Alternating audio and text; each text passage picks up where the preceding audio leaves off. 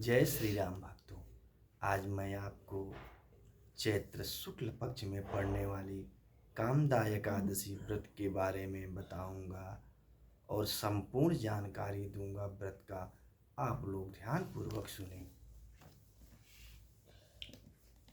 युधिष्ठिर ने पूछा, वासुदेव आपको नमस्कार है।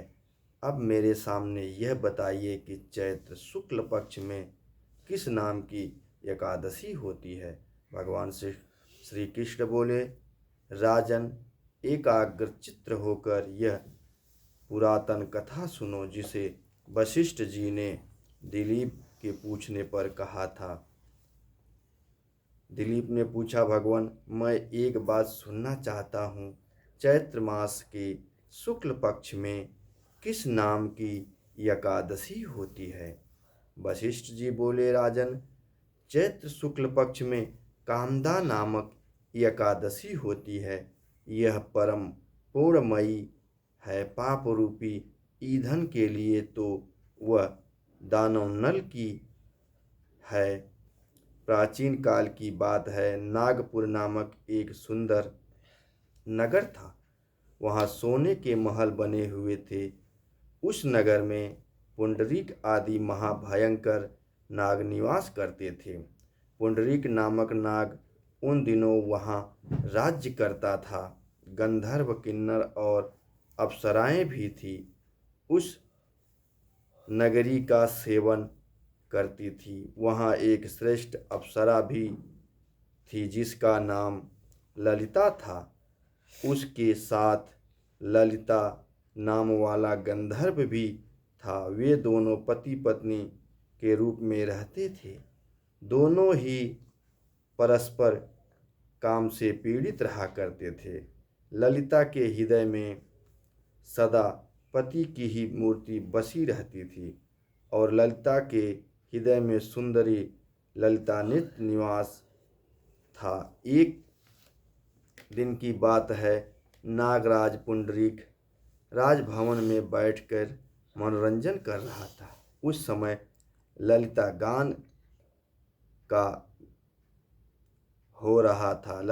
गान हो रहा था, किंतु उसके साथ उसकी प्यारी ललिता नहीं थी। गाते गाते उसे ललिता का स्मरण हो आया। अतः उसके पैरों की गति रुक गई और जीभ लड़खड़ाने लगी। नागों में श्रेष्ठ कारकोटक को ललिता के मन का संताप ज्ञात हो गया। अतः उसने राजा पुंडरीक को उसके पैरों की गति रुकने एवं गान में त्रुटि होने की बात बता दी। करकोटक की बात सुनकर नागराज पुंडरीक की आंखें क्रोध से लाल हो गई। उसने गाते हुए कामातुर ललिता को शाप दिया, दुर्बुद्धे, तू मेरे सामने गान करते समय भी पत्नी के वशीभूत हो गया, इसीलिए राक्षस हो जा। महाराज पुंडरीक के इतना कहते ही वह गंधर्व राक्षस हो गया। भयंकर मुख, विकराल आंखें और देखने मात्र से भय उपजाने वाला रूप, ऐसा राक्षस होकर वह कर्म का फल भोगने लगा। ललिता अपने पति की विकराल आकृति देख मन ही मन बहुत चिंतित हुई। भारी दुख से कष्ट पाने लगी। सोचने लगी, क्या करूं, कहाँ जाऊं, मेरे पति पाप से कष्ट पा रहे हैं। वह रोती हुई घने जंगल में पति के पीछे पीछे घूमने लगी। वन में उसे एक सुंदर आश्रम दिखाई दिया जहाँ एक शांत मुनि बैठे हुए थे। उनका किसी भी प्राणी के साथ बैर विरोध नहीं था। ललिता शीघ्रता से साथ वहाँ गई और मुनि को प्रणाम करके उनके सामने खड़ी हुई। मुनि बड़े दयालु थे। उस दुखी दीन को देखकर वे इस प्रकार बोले, सुबह तुम कौन हो, कहाँ से यहाँ आई हो, मेरे सामने सच बताओ। ललिता ने कहा, महामुने, वीरधन्वा नाम वाले एक गंधर्व हैं। वहाँ मैं उन्हीं महात्मा की पुत्री हूँ। मेरा नाम ललिता है। मेरे स्वामी आप आपने आप दोष के कारण अपने पाप दोष के कारण राक्षस हो गए हैं। उनको यह अवस्था देखकर मुझे चैन नहीं है। ब्राह्मण, इस प्रकार मेरा जो कर्तव्य हो वह बताइए। विप्रवर, जिस पुण्य के द्वारा मेरे पति राक्षस भाव से छुटकारा पा जाएं, उसका उपदेश कीजिए। ऋषि बोले, भद्रे, इस समय चैत्र मास के शुक्ल पक्ष की कामदा नामक एकादशी तिथि है, जो सब पापों को हरने वाली और उत्तम है।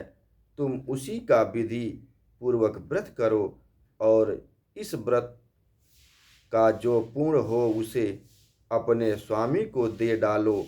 पूर्ण देने पर क्षण मात्र में ही उसके शाप का दोष दूर हो जाएगा। राजन, मुनि का यह वचन सुनकर ललिता को बड़ा हर्ष हुआ। उसने एकादशी को उपवास करके द्वादशी के दिन उन ब्रह्मर्षि के समीप ही भगवान वासुदेव के श्री विग्रह के समक्ष अपने पति के उद्धार के लिए यह वचन कहा, मैंने जो यह कामदा एकादशी का उपवास व्रत किया है, उसके पुण्य के प्रभाव से मेरे पति का राक्षस भाव दूर हो जाए। वशिष्ठ जी कहते हैं कि ललिता के इतना कहते ही उसी क्षण ललिता का पाप दूर हो गया। उसने दिव्य देह धारण कर लिया, राक्षस भाव चला गया और पुनः गंधर्वत्व की प्राप्ति हुई।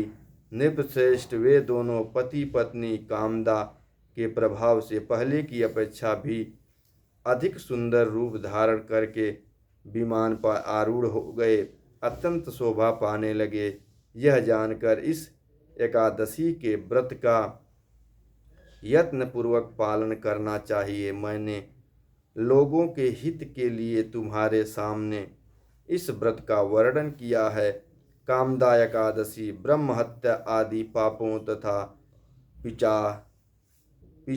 पिशाचत्व आदि दोषों का भी नाश करने वाली है।